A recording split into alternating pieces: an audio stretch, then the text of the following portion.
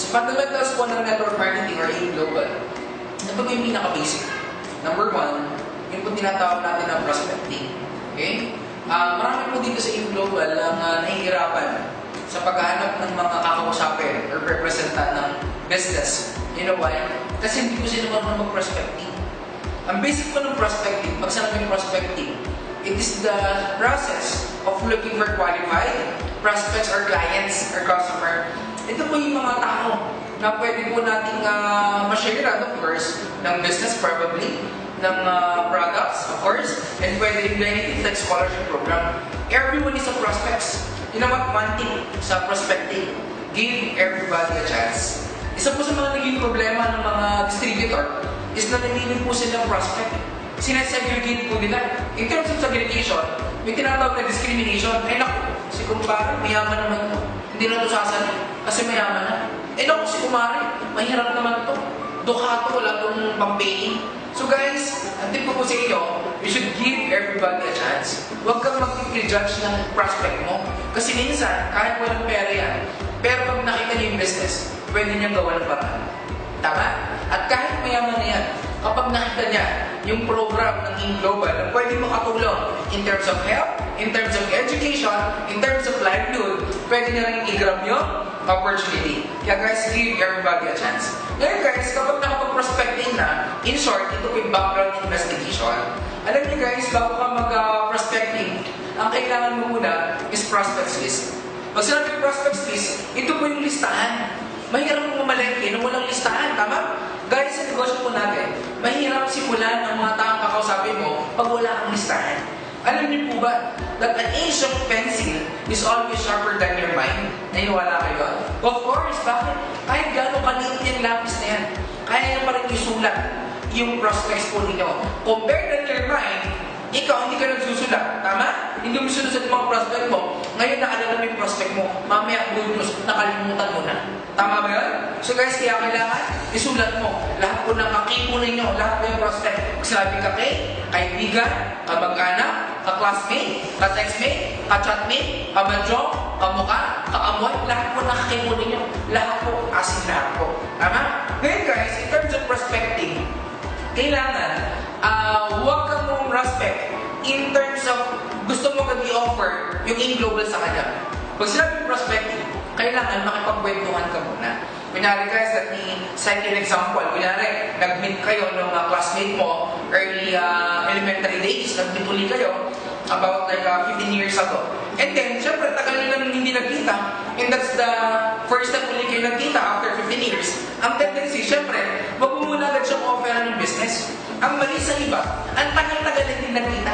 In-offeran agad ng business. Anong sabi? Parang grabe, 780 lang, sali ka na, wala pa akong 1.5 eh. Tama? So guys, mali yun.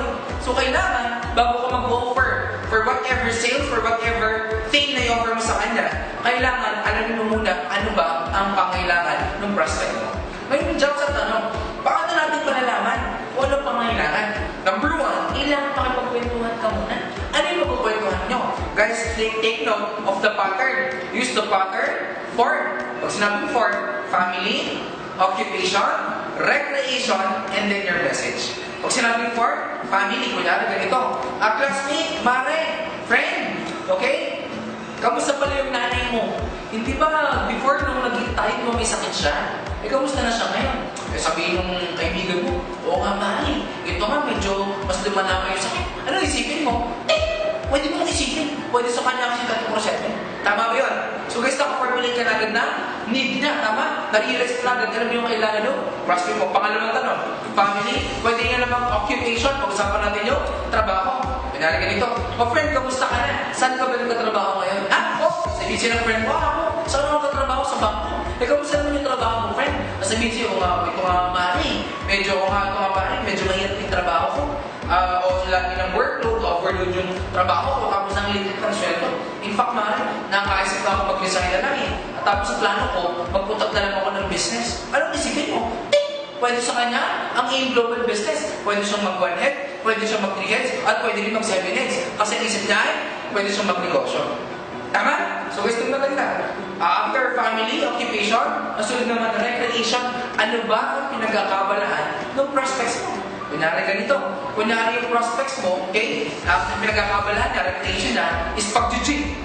Siyempre, pag nag-gym yan, health conscious siya o hindi? Siyempre, health conscious. Anong pwede mong i-offer sa kanya? Mga health and wellness products ng AIM Global.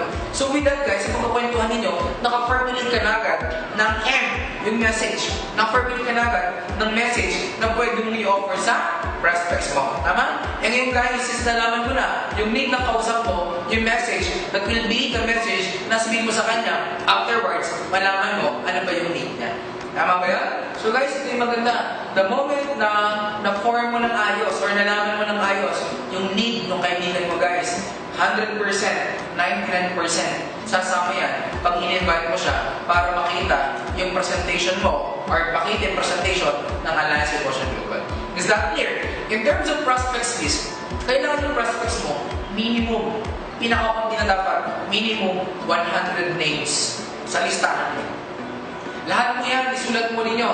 Classmate mo ng elementary, ng high school, ng college, okay? Friend mo sa Facebook, ng contact mo sa phone book, even sa yearbook, lahat na po lang po na pwede mong pagkakuhanan ng contacts po ninyo, gawin na po ninyo just to maximize your prospects. And guys, dapat yung prospect ngayon, okay? Dapat yung prospect mo ngayon, dapat next month, ang tawag dyan, hindi na po prospect, dapat downline na.